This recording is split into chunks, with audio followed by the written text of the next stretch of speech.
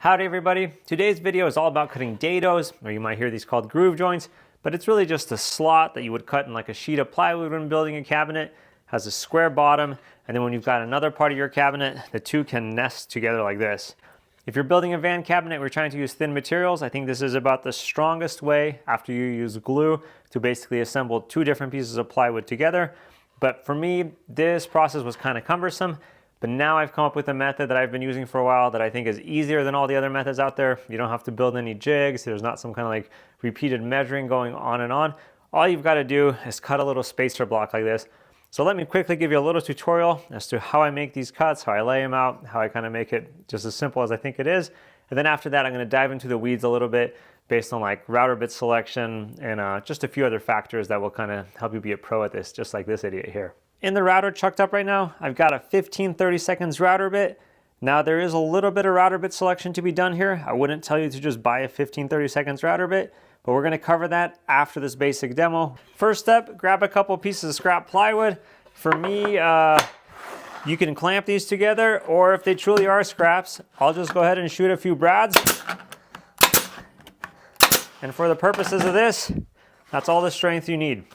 Up next, grab your router. You want to set your router bit depth. Basically, once you plunge, how much are you going to cut? I like to use one of these little Wixie little bridge thingies. Measures how far the router bit goes. And I need a 1/4 inch here. So we are a little bit over. Oh, just a hair. For my precision, a couple thousandths off is good enough for me. All right, take those two pieces of wood, and then you want to make your first cut. As you're making this cut, use the vertical piece of wood as a guide rail, so make sure your base is pushed firmly against it. This is the same process we'll be doing to make the full dados momentarily. All right, so I just made a short little cut here. This is a good time to check the depth of your cut. We're about 5 thousandths too deep, but I'm going to be okay with that, depending on how neurotic you are. You can try to refine. All right, now this spacer block, the whole goal of it is to essentially run your finger along here and feel that it is flush. So as you see, we are slightly off here, so we're going to cut a slightly longer spacer block for this one.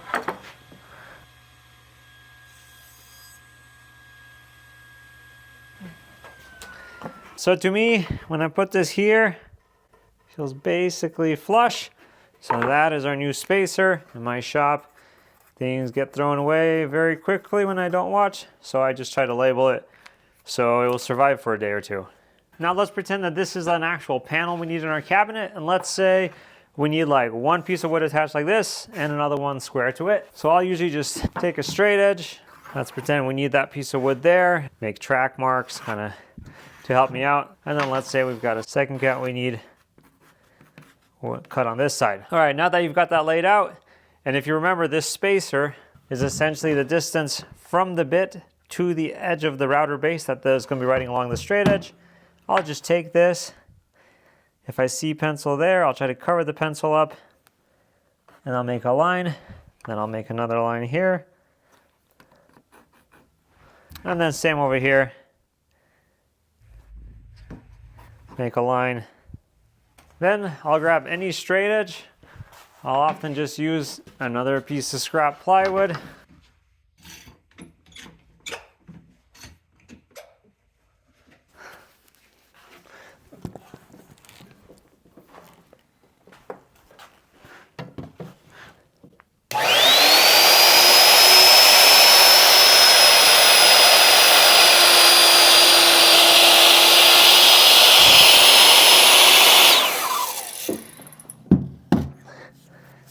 All right, and then we can transfer to the other one.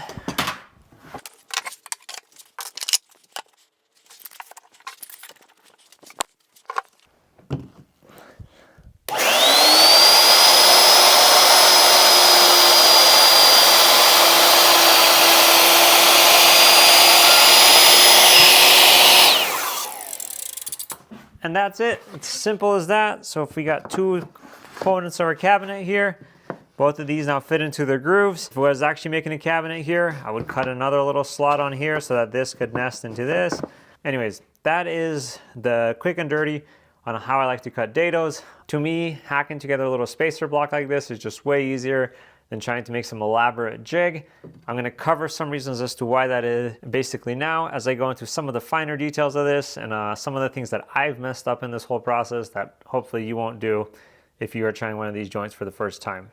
Okay, first thing to talk about is worrying about the depth of the cut. There's two others like schools of logic you could focus on here, which would be either cutting exactly half the thickness of the plywood away, or you could worry about how much plywood is left over underneath your cut. And I've played around with all three, and from my mind, with how much plywood can vary in thickness and just a bunch of different things, I just worry about cutting and like knowing how deep I'm cutting.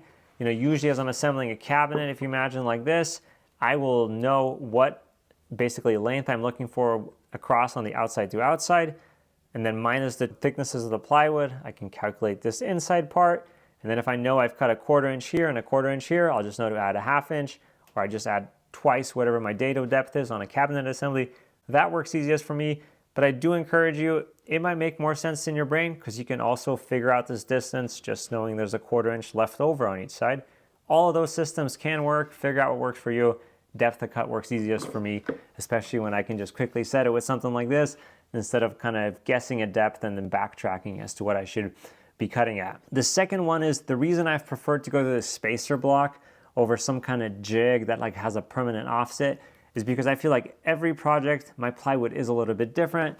So I've got some examples here. I think I basically own a 5mm router bit. Then I've got a 6mm, I've got a 1/4 somewhere. I've got a 7/32, which is just over 5.5mm router bits. So for 1/4 inch, depending on the project, I will use all of these depending on what I need to adapt to. I'll just measure my plywood and then I'll figure out what router bit I want. And then today we're using that 15/32 router bit. I've also got this 12mm router bit. For some plywoods, it's a slightly better fit. And then I actually even bought this white side router bit kit a while ago. I actually had a 1/2 inch plywood that was a little bit over 12mm. So 31/64 comes with this. Unfortunately, by the time this arrived, I just needed to find a workaround. So this was one of those stupid times where I bought a router bit and then still did it without that router bit. And once it showed up, I thought, hey, this will probably happen again. And it hasn't happened. So all three of these are still sitting in here. But that's why the spacer block works, I think. For me, if suddenly I even come out with a 3/8 inch plywood and I have to find a router bit for that, I can just mock up a spacer for any kind of application. And then speaking of these router bits, there is all about play, right? Like if I was building a piece of fine furniture and I had cut my dados and I had this much wobble in my joint, I would feel that that's pretty sloppy. I wouldn't accept that if I was really making a nice piece of furniture. But for these kind of sheet good assemblies, I shoot for maybe about 0.2, 0.3mm over on my cut. And that's basically because, yeah, I can't control how thick these sheets are, and there's definitely some variation in them. And nothing is worse than like putting some glue in a long joint like this, maybe like a 6-foot long cabinet, and suddenly just hammering away on it because some part of it is slightly too thick. Like this wood, plywood sheets will slightly bow.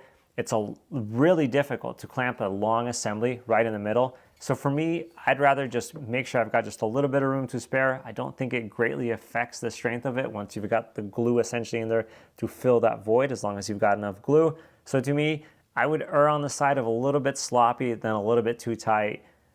Definitely had some long sessions of swearing a bunch, cleaning out glue and trying to get a cabinet apart because it turns out it just wasn't fitting together. Speaking of that, I will actually reinforce these joints. I will most commonly use an 18 gauge brad nailer. I will just go along the backside and shoot these in. I've also experimented a little bit with a 15 gauge, like finish nailer. Just bigger nails. It does have a little more holding power, but if you're a little off on your angle, you will shoot out the side. And I've also done screws in the back of these when I really decided I needed to for some reason. The cool thing about these dados is usually if you're going to drive screws into 1/2 inch plywood like this, you'd be really scared about splitting this. Great thing about this kind of joinery is even if it splits, that dado just holds the wood so it doesn't lead to a bunch of splaying. So if you do want to use screws, that's also an option. For me, the glue is like the primary holding power in this whole thing, and the brads are just there to kind of help hold it during the assembly stage. And as we were talking about fasteners, another pointer I like to give is start your fasteners at one end and work all the way across. This doesn't happen as much with these like slightly sloppy dados, but if you've got a really tight dado joint, I've seen if you shoot a fastener here and you shoot a fastener here, you'll essentially form like a glue puddle in the middle if you work with your fasteners in. And you'll get to a point where you just cannot get this to be flat. I've had some swearing sessions where a big cabinet was assembled.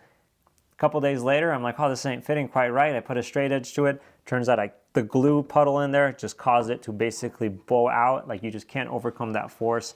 So I would just say start at one end, and then that way all your glue will start to puddle out the far side, and that will just kind of make sure you don't have any kind of weird bowing effects. All right, then quickly to talk about the other way I like to cut dados, which is basically on a table saw. The advantage of the router here essentially is if you are making a large cabinet, it can be kind of a pain in the ass to get pressure actually down right above the blade on a big assembly if you are using a dado stack. So that is basically why I find with sheet goods, I just like to do it with the router now. It's way easier to make sure I'm getting pressure as the tool is like right above where it's cutting, not like in the middle of a sheet that I'm trying to put pressure onto. And it also allows you to make these kind of like T-stops or like stopped dados with the big blade on a table saw. This kind of joint, you would have to stop your cut a little bit short, and then with some chiseling and such, you could finish it off to meet with the other line. But this is easier. I can just make these cuts exactly where I need. So I ensure 90% of the time do it with the router now, unless it's just kind of like straight cuts all the way across the panel repeatedly, then I will set up the table saw. Advantages of the table saw is though you can refine your cut. In this method, you've got a router bit that's some size, and that is going to be your cut dimension. On a table saw, you can, add an extra shim, cut a couple extra thousandths, see how everything's fitting together. But for these crude cabinets, I think the router's faster than just a better, more appropriate tool for this application. And then the obvious advantage is if I am cutting my dados with the router, then my table saw is freed up, so I don't just have to like cut all my sheet goods, swap out to a dado blade. I can just keep my regular blade on there and then cut all the pieces as the cabinet is coming together.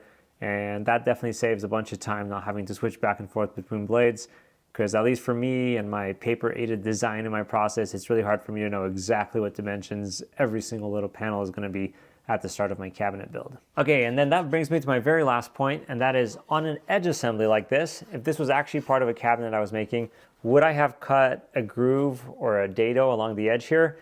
In the woodworking world, those are actually called rabbets where they're along the edge. And the answer is no, I wouldn't on these basic cabinet assemblies. I think with 1/2-inch plywood to cut a dado or a groove on an edge like this, you're not really gaining anything with strength. So what I will do is using glue, I will basically mate these up like this and I will shoot brads through it. But the key is in the design of my cabinet, I'm never just then relying on this butt joint and these brads for the strength of the structure. What will happen is in the whole cabinet, the way it's built, on one side, I'll probably have a backer panel, or I may even reinforce this with an extra little strip running on the inside here and then a backer panel. And on the other side, I've got like a face frame or some other pieces of wood to essentially box this in so it has strength. So yeah, I don't cut rabbets or grooves along the edges. You can. I think it's kind of a waste of time, but I do make sure that everything is like a boxed design, not just like hanging out like this in space, hoping that that butt joint holds everything together. So I slept on this edit for a night and decided there's 2 more things I should include. If you're still watching this late into the video, you're maybe asleep, you're somehow really bored, or perhaps you're actually learning something. So I thought I'd give you 2 more little nuggets that might help you. First off, on router bases, there's 2 different camps. Some people prefer the round ones. Some people prefer ones with a straight edge. People with the straight edge, they like to ride that along some kind of guide rail. Personally, I prefer the round ones. If your router is set up properly or maybe built correctly, the router bit is in the very center of this sphere. Perhaps on this router, it's easier to explain this. So if a different part of this base is contacting as you're making your cut, I find that really helpful. If there's like a clamp in the way, I can pivot around so the handles avoid it. Versus if you do have a square edge, your hands always have to be in this position for essentially that square side of it, the straight side of it, to stay along the rail. So I enjoy that ability to pivot, and I think even if you watch the video, at the very end of the cut, I end up pivoting my hands around to kind of make sure there's more weight left on my actual surface I'm registering to as the router base starts to kind of exit off the side of it, just to make sure I've got that nice contact. Helps me feel less like I'm gonna tip over being able to position my hands however I need. My second point here actually has to do with how you use a marking block like this and how you like not propagate errors by using one of these correctly as you're marking out your spots. Now, earlier in the video, you may have heard me say this. If I see pencil there, I'll try to cover the pencil up and I'll make a line. So the important thing to consider there is when you are marking off a ruler like this, you're essentially seeing the line and you're making a mark straight from the center of it. But when you're using a spacer block like this, you're gonna potentially introduce some errors. And we're gonna use a Sharpie here for a second just to kind of accentuate this. But if I basically mark a line here, and then when I line my block up to it, I make it so I can see that line on one side and then mark on the other side.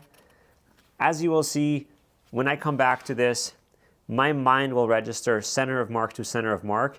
And at that point, that is a wider gap than this spacer block. So what I like to do is I just barely cover up this line and then make my line here. And then when you look at the spacer block, that is essentially center of line to center of line. So that, in the grand scheme of this style of cabinet, being off by a half pencil lead, it's not gonna make a difference. Your cabinets are gonna slide fine. Things are gonna line up fine. There's enough flex in the cabinet for that. But if you really want precision, wherever you draw your line, if you want the line on the other side of the block to actually be where you want it, you wanna just barely cover up this line and draw the one on the other side of it. Anyways, that's quick and dirty of how I cut dados to make these cabinets. Yeah, hope you found that useful. Thanks.